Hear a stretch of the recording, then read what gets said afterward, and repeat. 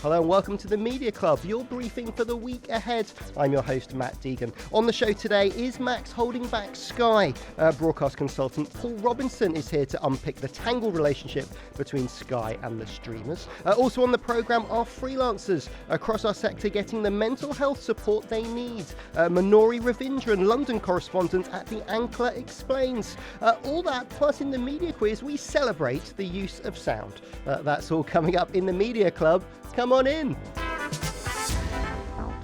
So welcome back to the Media Club. Before we get into the big stories of the week, Manori, who would you like to nominate from this week in the media to join us in the club? I would actually like to do, I'm not sure how many sort of comms nominations there are, but I was at the Prime Video Trailblazers event earlier this week. I'm not sure if either of you were there, but it was sort of this big thing to sort of celebrate women, very sparse details in the lead up to it, kind of day before, Jen Psaki's coming, all these people are coming.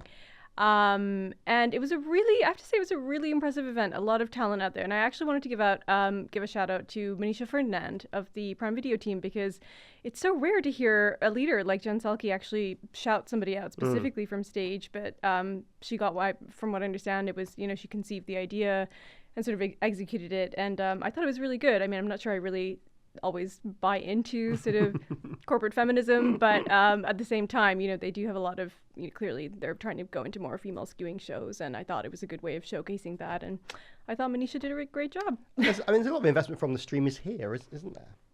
There is, yeah, but I mean, obviously, Prime Video UK has been so male skewing, right, to date with, Clarkson's Farm, and it's interesting to hear Jen sort of mention that show as well during the showcase, and sort of say that it had, it's been on a hot streak or whatever it was she said. But then, of course, the Grand Tour spin-offs as well. It has been very male skewing, and it'll be interesting to see it sort of move in that other sort of direction. They showed a few different dramas that they have coming up, which will probably speak to that a bit more. Okay, well, membership accepted, stamp.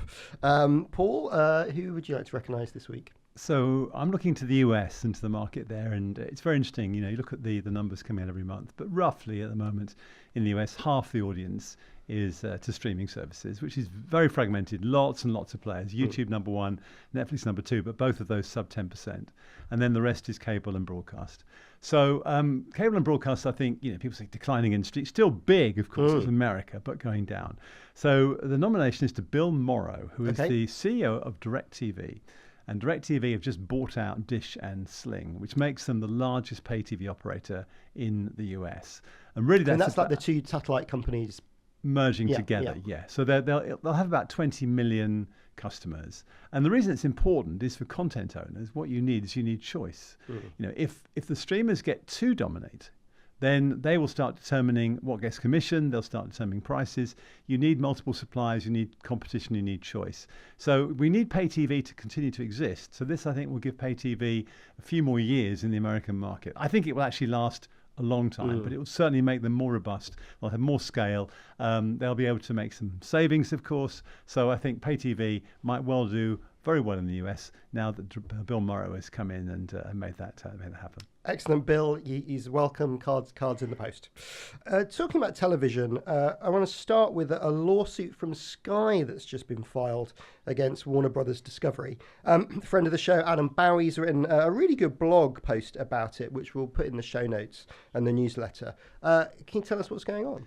Yeah, sure. So this is a lawsuit that's been issued by Sky to Warner Brothers, and it's about Harry Potter. And essentially, the origin of this is that is it about making or buying? Do you have your own pipes, or do you actually allow someone else's pipes to get your content to your consumers?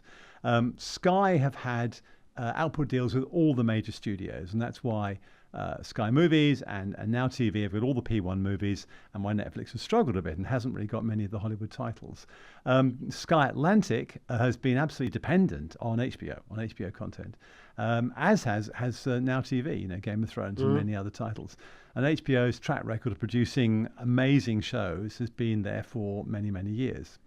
Now, Max is the streamer that is the combined Discovery and Warner Brothers streamer, which they're going to roll out in a number of markets.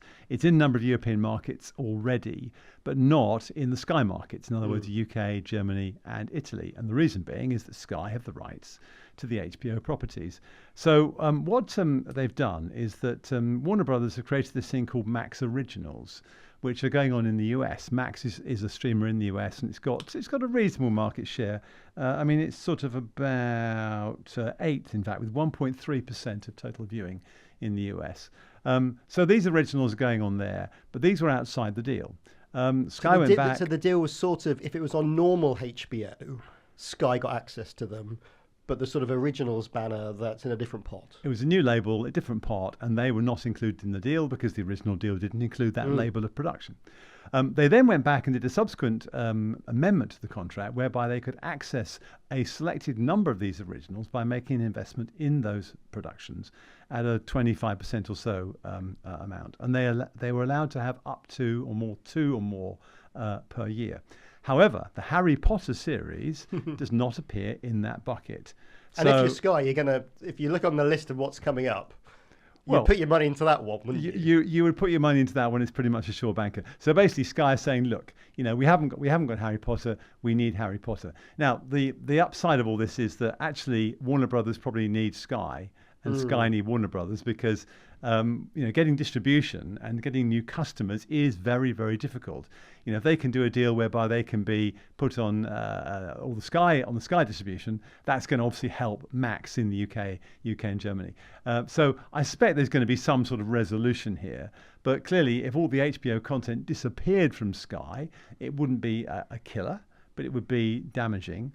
If HBO go entirely alone in the UK, that would also be more difficult. So this is probably an opening salvo to some sort of resolution, and probably it's about arranging deck chairs so that they both get a fair share of the pie at the end. Manori, Paul's right. I mean, it's complicated in the sense that Sky very much need the HBO output, and if Max is sort of divorced from Sky, that's a problem. But also Max has got to establish itself in the UK probably at some point. I know that something like Paramount Plus has a big deal with Sky, don't they? That gives them good distribution. Yeah, that's right. I mean, it is very, there's a sort of a symbiotic kind of relationship there. But ultimately, I mean, we've known this for a long time.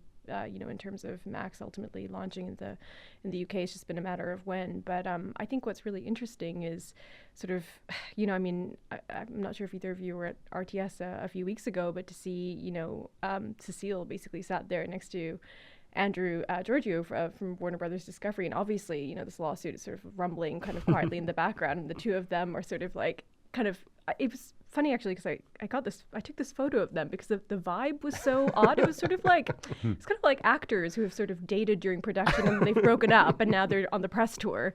And it was a really kind of odd dynamic, which obviously I think Andrew P basically said, isn't it, that they haven't found an agreement yet, but Cecile was saying, ultimately, there's no version of the world when Max launches. It's not available to Sky customers. That's what I sort of had down in my notes. And I think actually what I'm hearing from sources is that basically that means that it's an old agreement in which Max will ultimately, it can be offered to Sky customers. It's not integrated within the bundle. Is there also a part that, yes, you can pick two off the list, but sort of Harry Potter is in a special column that we don't really want to share that one, but come up with another two and it'll be okay? I think absolutely. Harry Potter is going to be the jewel in that crown, right? As soon as it was announced, there was so much, and even with the casting call that went out a few weeks ago, you can see the great interest in that show. And so I think it's definitely a power play on the part of Sky to sort of go forward with this lawsuit. But I think must be really interesting in terms of behind closed doors and the negotiation of that, the continuation of what that output deal really looks like, right?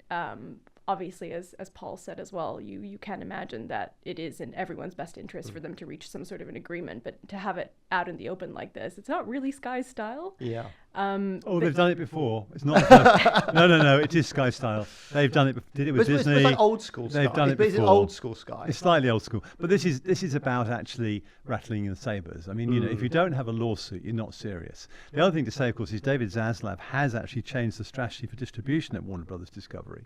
Rather than having exclusive deals, it's now about selling to multiple customers, and they're doing that in all markets around the world now. Big titles being sold to multiple customers in the same market, non-exclusively. So to not be on Sky, as you were saying, would be ludicrous, but there's obviously a price.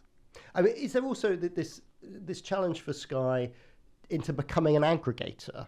I mean, it's sort of always been a bit of an aggregator, but there used to be a lot more originals, a lot more that was sort of Sky programming. I mean, now are they just a smorgasbord of other people's programming plus some football? It's the way the whole industry's going.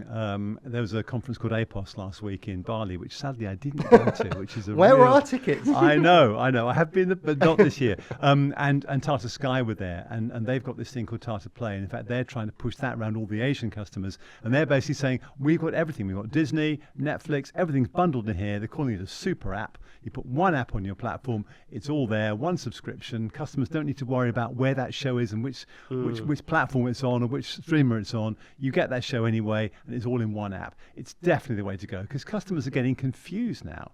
And, also the research says no one's going to have more than 3 services. Yeah. Now, if you think about the UK, with Max coming into the market, you've already got Amazon, you've got Netflix, you've got Prime Video, you've got Paramount Plus. How are and they all going the broadcast video on demands too? Exactly. How are they going to get into the market? They need some help. And yet you have actually seen, just in terms of your point around Sky's investment in originals, we have actually seen a huge investment from, in terms of, look at what they're sponsoring out there. And, they're kind of trying to be everywhere in terms of entertainment and where people are consuming entertainment, right? And in terms of, can you think of Day of the Jackal, this is going to be a huge campaign, right, for that show. What else have we? But they have lacked hits. They have lacked hits, and that has always been the issue with some of the Sky originals. They've had a few things here and there, right? Like I Hate Susie is a wonderful show. Yep. Some things that show came back, but a lot of things do seem to have kind of gone under the radar. Even really good shows like The Lovers, for example, with Johnny Flynn, right? That came out last year, I believe, and completely disappeared without a trace. So I think it's just a matter of visibility and maybe with talent and kind of leaning more into, David Jackal has Eddie Redmayne and Lashana Lynch and whatnot. Maybe that's the way forward for them. So we'll see. It's just drama takes a long time, doesn't it? It does. Well, sticking with the money, and let's go stateside. CNN has launched a paywall on the same day that Reuters announced that they're doing it as well. Manori, bit of a coincidence, but in the run-up to the US election, is this a good time for those people to turn on a paywall, and should they turn on a paywall? Every week there seems to be a new media story in which, a print product or whatever it is either shutting down. This is, even for digital outlets, this is what's required. I think CNN has obviously in the past tried, CNN Plus, they tried to sort of make it a premium product that sort of failed miserably and it closed. But I think for the news offering, there is obviously demand for that. In the run up to election, exactly as you say, the timing of it is probably not a coincidence, but it's just a matter of whether people will find enough value in what is behind the paywall ultimately. I write for outlets that are paywalled. The Ankler, of course, is similarly. It's a Substack model and it's newsletter based, and it is frustrating. I have to say, as a journalist, it can be quite frustrating because even when you're thinking about your sources and people sort of wanting to get news out there or stories out there or exclusives or whatnot, it's a challenge, right? It's a challenge that you have to sort of be quite sort of strategic around. And so ultimately, people will want a story that is easily accessible to consumers, right? So I think news outlets do need to sort of think about that angle as well. If things are behind a paywall, how do journalists navigate around that? Yeah, what's the metering of that? This Paul, this comes a lot from Mark Thompson needing to rejuvenate CNN's business model. It can't depend on the cash that comes from cable companies in the US forever. It's a top 10 website, news website, CNN.com. Is he right to do the old New York Times playbook on this one too? He may have been forced to. Warner Brothers Discovery have got massive debt. And just servicing the debt alone is an eye-watering number. So he'll be under pressure, I'm sure, to improve his P&L. I'm sure that's the case. The other thing to say is that in the US, of course, subscriptions now become the norm. I mean, people subscribe to everything. And, subscription used to be something that was a bit unusual. Now it's the normal model. And so they're going into a market where there's an acceptance of subscription. The prices are pretty low, $3-4 a month. And so I can see why people who really want that quality and those brands, which they are, will subscribe. The other thing is, I thought there was a clue really in this quote from Paul Bascobent, who's the president of Reuters, who said, this will enable us to expand reach to affordable prices while allowing us to invest in reporting. The really important thing there is it brings in more revenue so we can pay for journalism, because journalists cost money. Professional journalism, you've got to pay journalists, you've got to give them resources, give them time to develop a story, costs money. So you need money to produce a quality product. But isn't there a danger, sort of a news desert type way, if all the good journalism is locked away behind the paywall? How do maybe news-like consumers, how do they get unique quality democratic content? No, I think that's a very good point. I mean, there will be some free content on both of these sites, but we don't know quite how much. But no, you're right. I mean, the risk is if everything sits behind a paywall, then those that maybe most need to see it won't. And clearly, the big worry is that people believe journalism, so-called on social media networks, that's not properly researched, is inaccurate, is fake. And we need proper journalists doing proper journalistic work. Is there something to be said for micropayments? Is that something that is needed? Sometimes I don't necessarily want to subscribe to an entire outlet, but I'd love to read that story, and I'd be willing to pay, however much, not so much, but a small amount to read that. Also, I think the challenge with that is always making that an easy thing that doesn't seem like, I've got to go to my mobile phone app and confirm a transaction and those sorts of things. Another story featuring Warner, but this time it's Karl Warner, formerly a respected commissioner at Channel 4. He's swapping sides. Manori, where's he off to? That's right. Yeah, he's off to BBC Studios, which is an interesting move. Obviously, he left Channel 4 earlier this year. Has hopped over to studios to effectively, it's quite an interesting remit, isn't it? Sort of like long form. Yeah, they've sort of merged together lots of departments, haven't they? Paul, did you see this? Yeah, I saw this. I mean, I think creating new IP is obviously the crown jewels, isn't it? We all want IP. We want to own IP. I think it's interesting that if you look at the studio businesses in the UK, the BBC studios and ITV studios are making good money.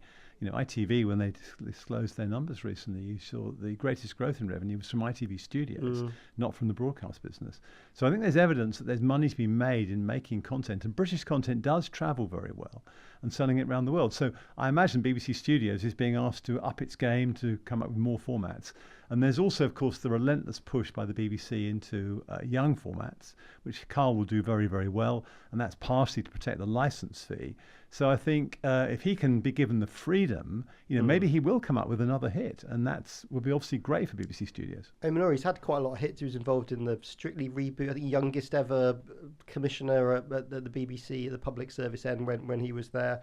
I think part of his new team is sort of adapting international for the UK, which is sort of odd for the BBC to be doing that. But I suppose it's just part of the market.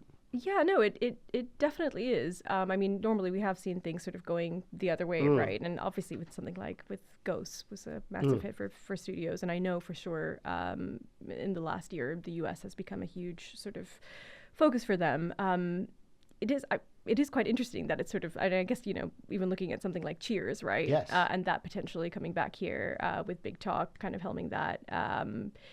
It hasn't really, I'm not really sure it necessarily picks up traction here as much. I think that's fair to say. Like in terms of big US shows being remade here, it's usually sort of more of the other direction. But yeah, that will be quite, I think Studios is, especially with someone like Zai Bennett obviously coming over as well. I think he starts in November, right? December. So I think with the two of them in place at Studios, obviously Kate Ward's amazing as well.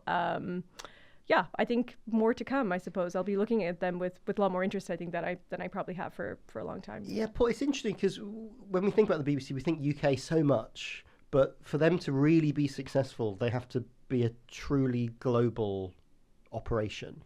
Obviously, a lot of the push is to do this. Can they re-emerge as a massive international player? I'm sure this is part of Tim Davies' strategy. You can imagine Tim leading this, given his background as head of the commercial division in the past. And he can see where the money's being made. The world's a big place. The BBC, its brand in a way is almost more respected outside the UK than it is in the UK.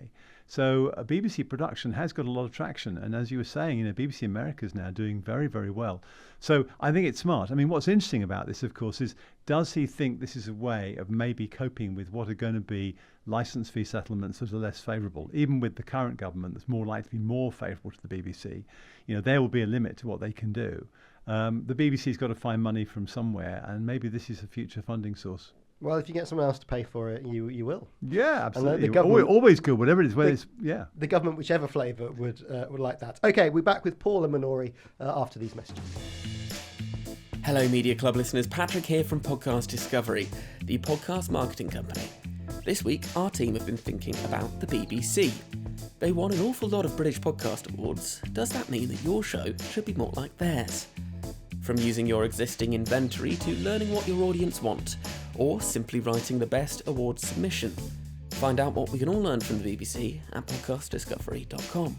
That's podcastdiscovery.com. Now, what does the movie Dune and the Media Club have in common? Well, of course, they're both filmed in beautiful 4K. And while I'm no Timothée Chalamet, thanks to Podshop Studios, we bring you that same cinematic quality every episode, giving our listeners the best video experience possible. So if you're looking for a space to elevate your video podcast content, Podshop Studios is a state-of-the-art podcast studio right here in the heart of central London. With expert engineers and industry-leading equipment, they guarantee high-quality recordings every time. Whether you're just starting your podcast journey or a seasoned pros like us, Podshop is the ideal space for recording content that stands out from the crowd, so you can focus on the talking and leave the rest to the experts. And for a limited time, you can get 25% off your first booking at Podshop Studios. Just use the code MEDIACLUB at podshoponline.co.uk. Take your podcast to the next level at podshoponline.co.uk.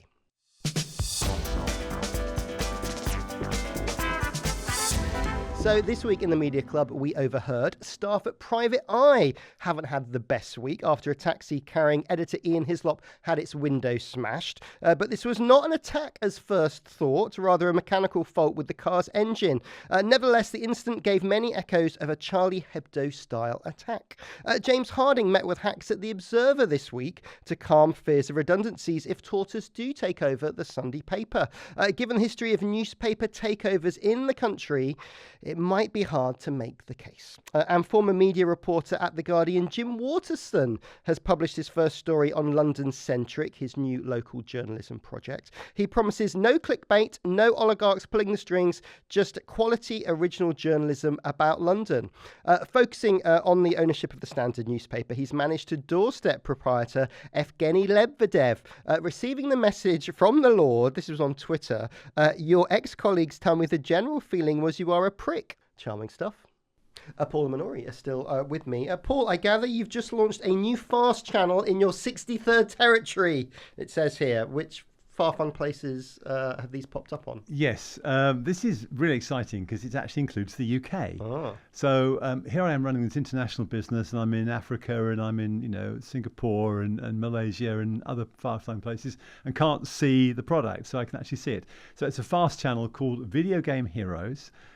In the UK, Italy, in Italian, obviously Spanish and Castilian Spanish for kids. And it's got things like Sonic and Donkey Kong and Roblox and all sorts of stuff. So it's aimed at kids sort of 6 to 12. So it's a fast channel, advertising funded. The only issue, of course, is how much advertising we're going to get. But it's a great watch. And I was very nervous when it launched, but it actually looks really good. And I'm very, very pleased. That's great. And we were just talking earlier, the sort of on-demand, linear, fast is this odd combination of both of them sort of together. Well, it's weird because fast, free advertising supported TV. It's a channel which you don't have to pay at point of use with advertising in it, which sort of sounds like a new model, but also an old model. Yes. And, whenever you go to events, and I'm sure the RTS for the same, fast is, everyone's talking about fast. We've got to launch fast channels. And I think some people are going to obviously fall by the wayside.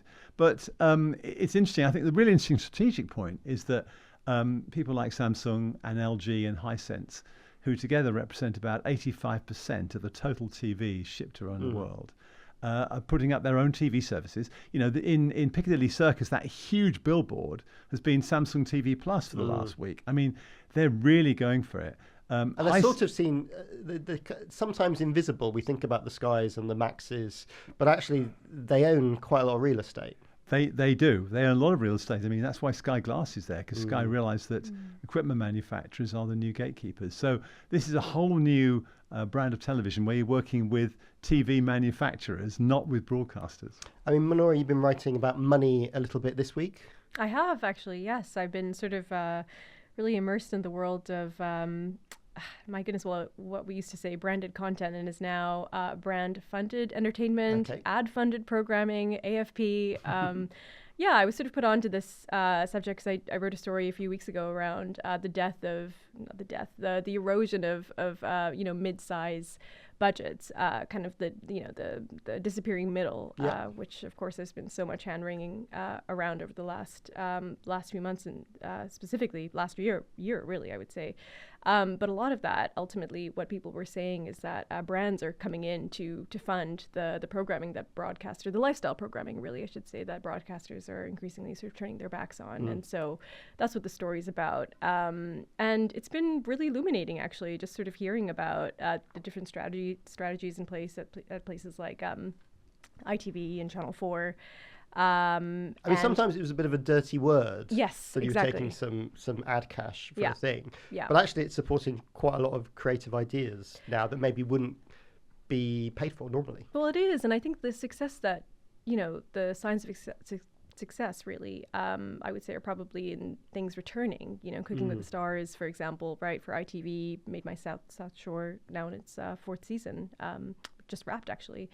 And then MNS again coming in for Dress the Nation, also on ITV, that same 8 p.m. kind of primetime slot. So it's sort of, you're seeing shows come back. What ITV's told me is that, they actually are making more returning orders later this year. We'll see. And they're even talking about, ad-funded primetime weekend, Saturday night shows, potentially even scripted, which is a much harder needle to thread, I would say. So that'll be really interesting to see. But yeah, it's a completely, and yet there's also that thing of, are the broadcasters a little bit too late, right? I spoke with an executive who some people might know from Channel 4 about a decade ago, but Ravi Amartunga Hitchcock, who effectively runs a creative agency in the Netherlands now.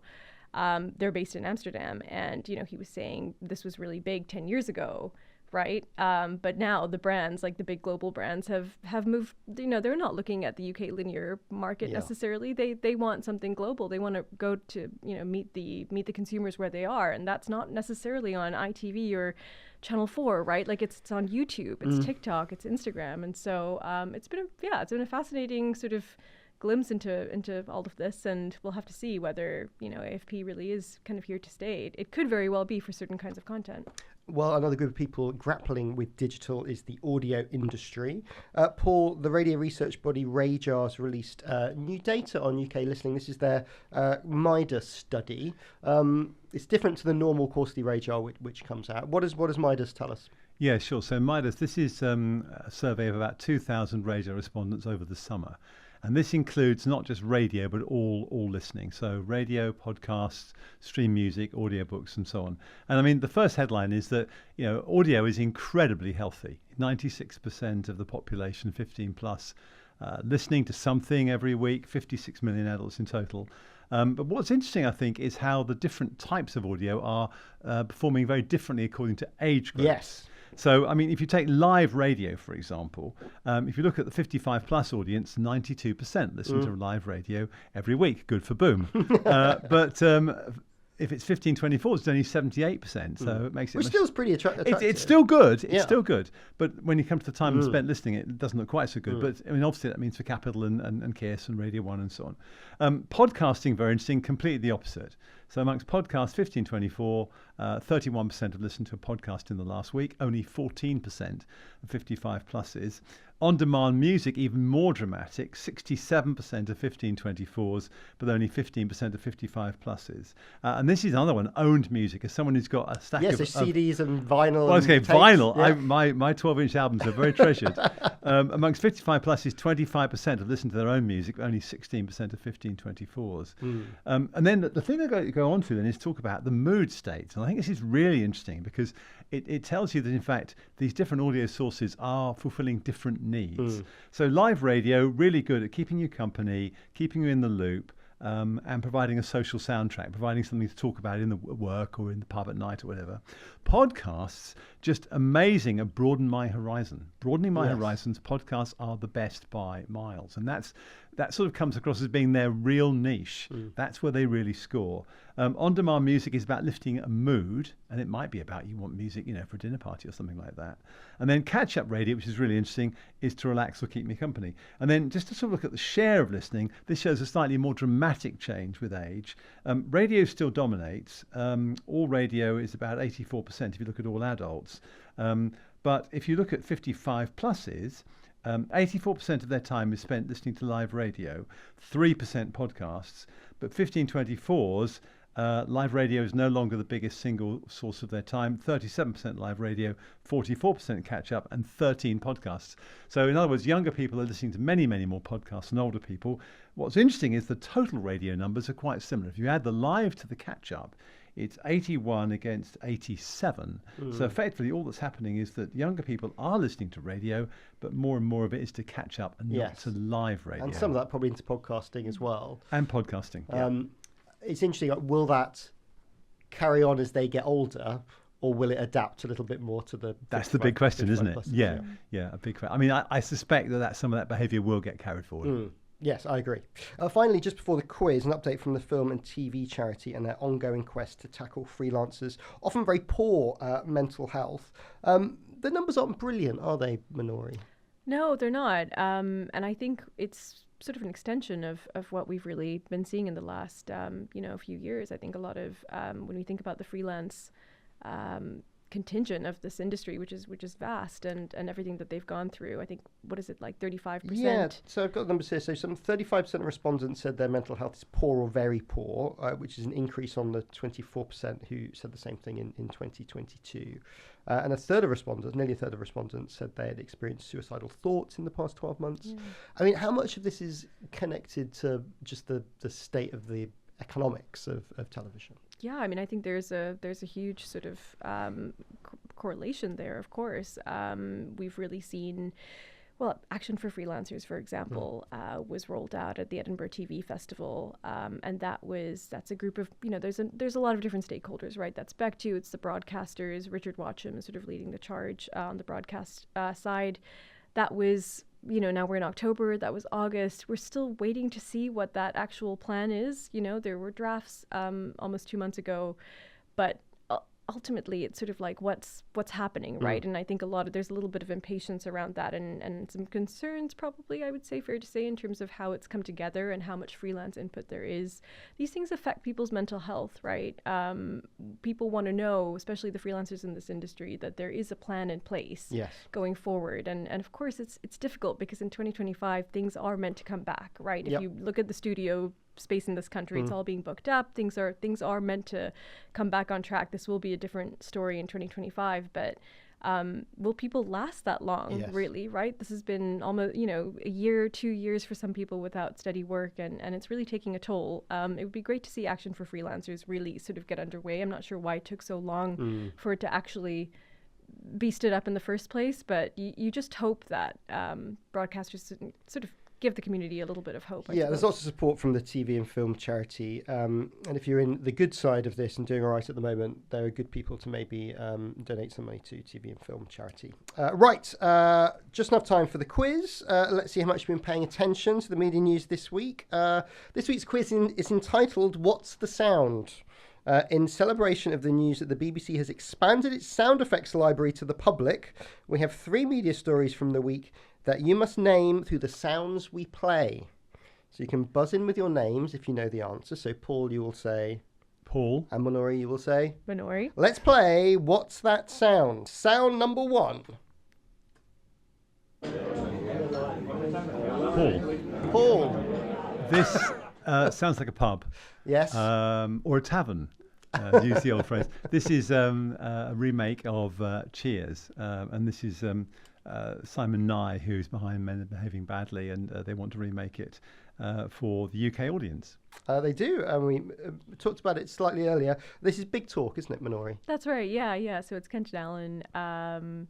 They've just done Ludwig as well, and so this is another potential. I don't believe it's been placed anywhere yet. No, but they're pitching, aren't they? This is in the pitching process. It'll be interesting to see what happens with Cheers. I'm not sure if either of you have watched it in the past. Love the original. Don't know if you need a reboot, but if someone can do something great, I'm open. Well, when I first went to Boston, I did go to find the bar.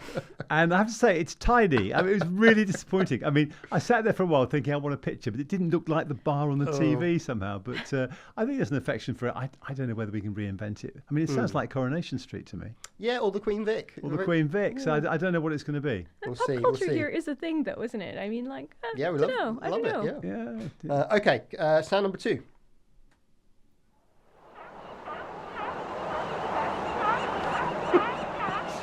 What is it? It's the sound of... Paul. Oh, Paul. This is Philip Schofield. Oh, yes. And his return to TV on Channel 5 on his desert island. Castaway. Castaway. Did you catch Philip's work? I've seen a few clips. I mean, he looks rough. I mean, I'm not sure whether it's a good advert for him. I mean, I thought he came across okay. I mean, not terrible, but...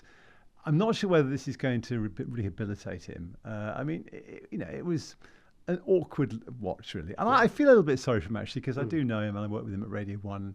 And I found him to be very professional and very good. But, clearly there's something not quite right there. Yeah.